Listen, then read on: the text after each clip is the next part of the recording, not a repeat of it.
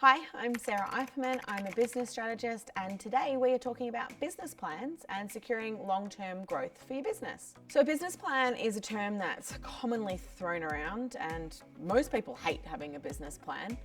But a business plan is your roadmap, where you want to go and how you're going to get there. And it's really important for business and the growth of your business because it gives you the direction in which you're tracking, and it gives you a way to track that outcome of where you want to go. So often when I talk about a roadmap with a business plan, I describe it in this way because it's pretty easy to break it down. So you don't drive from Melbourne to Sydney via Adelaide unless it's by design. For those of you that don't live in Australia, that's way out of the direction that you're going. And the same thing is to be said from a point of view of business. Too often people say that they want to go here and then they end up here. And it's because they've had no roadmap or their way to get where they're going. And so it's really important that you build a business plan, you design it, you build it, and then you live it. And then you reap the rewards of the outcomes of staying on track and of having a direction in which you're going. Yeah, okay, so traditionally the old school was, pages and pages of words that didn't mean much. I'm all for one for really short, smart business plans. So usually the things that go into a business plan are things we've already talked about. Your research analysis, your competitive marketplace positioning, your financial summary, and then your goals. Where is this business going? What does it look like? What is the outcome? It's your why you're in business as well. And then from the business plan, you can set up some goals that are actually achievable, and that creates your roadmap. It's pretty simple. Wow, how long's a piece of string? Often people work in their businesses and not on their businesses, and then get to the end of the year and go, why wasn't I so successful? Or why didn't I hit this target? And it's because they're not actually working on their business. So I don't think that looking at your business plan weekly is too much.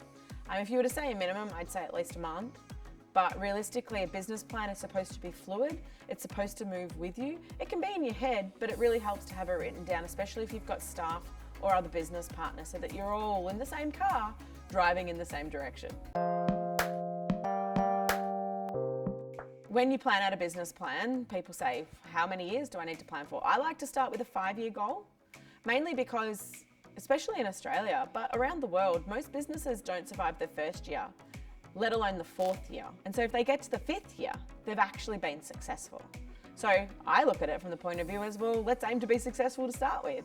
So if you start with a 5-year plan and then you break it back to the yearly sort of categories or timelines, and then you build out your timeline to achieve your 5-year goals based on that. So it's a bit of a, sliding step ladder approach to building it in based on what your needs are. Well, a business plan holds you accountable for a start. It sets metrics which you can track and creates data for you to benchmark yourself and then analyze against. And they might sound like big words, but at the end of the day, all they're doing is making sure you're on the right road, going in the right direction to the destination that you wanted to go to. And it's super important. People again, they go into business, they don't want to be accountable, and then they flap around for a while, and then they go, why haven't I made any money? And when you work for somebody else, you usually have a manager or a boss that's holding you accountable and keeping you on track, and you have to answer to. That's why they're not successful in self-employed life. It's one of the great things about it, but it's also, it's a double-edged sword. It's what ultimately stabs them and kills their business. So in that case, you can either work with a business coach or a strategist or your accountant, or get an accountability buddy in business, another business person that you know, and set up some goals and work towards them. So, I think the most important thing about any business plan is that it's tangible. You can use it. There's no point writing on a piece of paper for the sake of it, right? But do make sure that any goals that you put into your business plan are SMART goals, that they're measurable, they're achievable, and that they're actionable, because otherwise what's the point, right? I'm Sarah Eiferman. Thanks for watching today's episode of Business Myths Busted. Please feel free to drop any comments below for us, and subscribe and share with your friends.